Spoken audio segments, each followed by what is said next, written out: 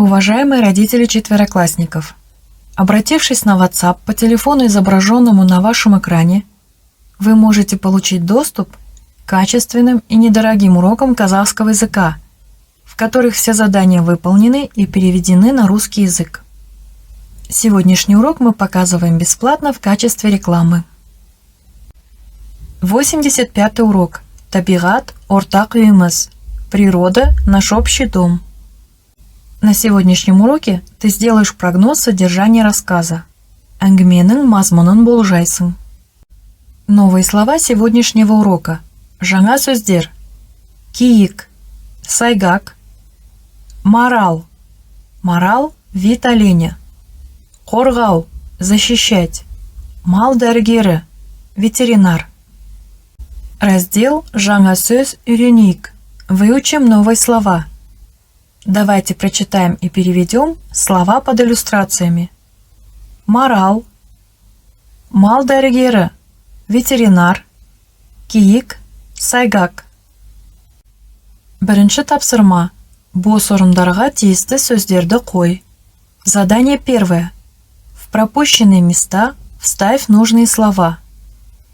Ребята, если вместо многоточий вписать новые слова сегодняшнего урока, то можно получить следующее предложение. Марал – режануар. Марал – крупное животное. Оның бойы киікке қарағанда ұзындау. Его рост выше, чем у сайгака. Менің әкем мал дәрігері болып жұмыс жасайды. Мой отец работает ветеринаром. Киік – өте әдемі жануар. Сайгак – очень красивое животное. Давайте прочитаем и переведем фразу в разделе «Сен білесің бе? А ты знаешь?» Киіктің лағын құралай деп атайды. Детеныша сайгака называют құралай. Екінші тапсырма. Суретке қара. Сурет бойынша әңгіме құрастыр. Задание второе. Посмотри на рисунки. Составь рассказ по рисункам. Қажетті сөздер. Нужные слова. Мал дәрігері, ветеринар, марал, киік, сайгак. Ребята, текст во втором задании мы написали так, как будто еще не читали текста третьего задания. То есть мы не знаем, как зовут участников событий, а также не знаем, что это не папа, а мама девочки работает ветеринаром.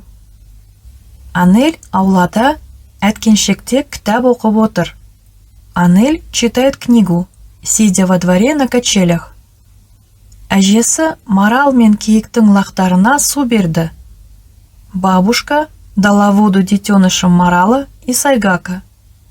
Әлибек пен Ернар бірдеңеден қорқып қашып бара жатыр. Әлибек и Ернар убегают, испугавшись чего-то. Анельдің әкесі оларға «Қорықпаңдар, бұлар әлі күшік қой», деді. Отец Анель сказал им: «Не бойтесь, они ведь еще щенки». Анельдің әкесі мал дәрігері. Отец Анель ветеринар. Ол жолбарыстың күшіктерін үйге келді. Он принес домой тигрят. Анель әжесі екеуі аулада дастархан әзірледі. Анель с бабушкой приготовили дастархан во дворе. Үшінші тапсырма. Мәтінді ақ қағазбен жауып қой. Біртіндеп ашып оқы. Задание третье. Накрой текст листом бумаги. Читай, постепенно открывая текст. Ребята, текст нужно читать, постепенно открывая абзацы и обращая внимание на то, какой вопрос написан последним. Біздер орманды алқапта тұрамыз. Мы живем в лесной долине. Менің атым Балнур. Меня зовут Балнур. Мен мектепке көлікпен барамын. До школы я добираюсь на машине. Бүгін үйге қонақ келеді. Сегодня к нам домой придут гости. Әжем екеуміз бақшада дастархан жайдық. Мы с бабушкой в саду накрыли стол. Қонаққа кімдер келеді деп ойлайсыңдар? Как вы думаете, кто придет к нам в гости?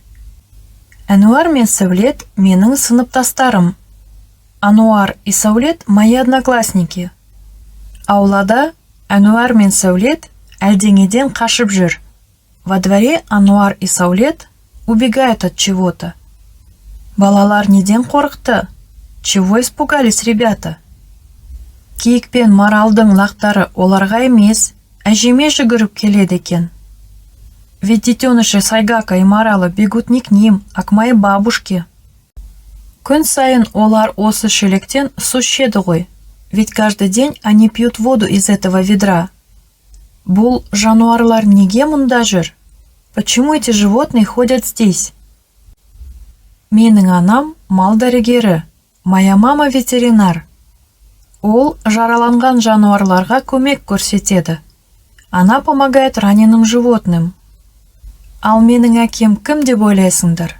А как вы думаете, кто мой отец? Менің әкем орманшы. Мой отец лесник.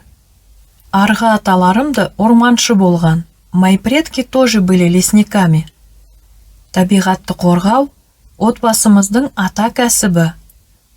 Охрана природы – исконное занятие нашей семьи. Менің достарыма біздің отбасылық кәсібіміз өте ұнайды. Моим друзьям очень нравится наша семейная профессия. Олар неге дастарханға келмей жатыр? Почему они не идут к столу? Достарымды әкем үйден ертіп шықты.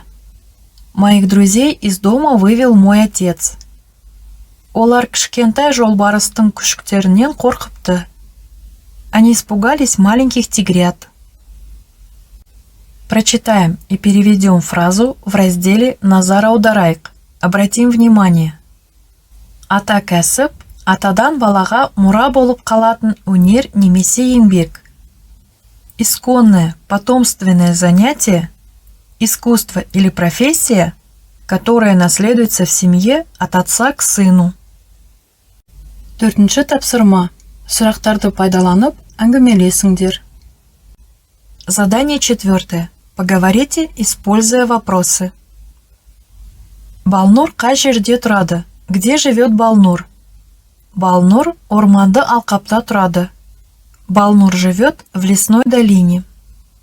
Балнурдың ата-анасы кім болып жұмыс істейді? Кем работают родители Балнур? Балнурдың әкесі орманшы, анасы мал дәрігері болып жұмыс істейді. Отец Балнур работает лесником, а мама ветеринаром. Балнурдың үйінде қандай жабайы жануарлар бар? Какие дикие животные есть в доме Балнур? Балнурдың үйінде киіктің, маралдың лақтары және жолбарыстың күшіктері бар.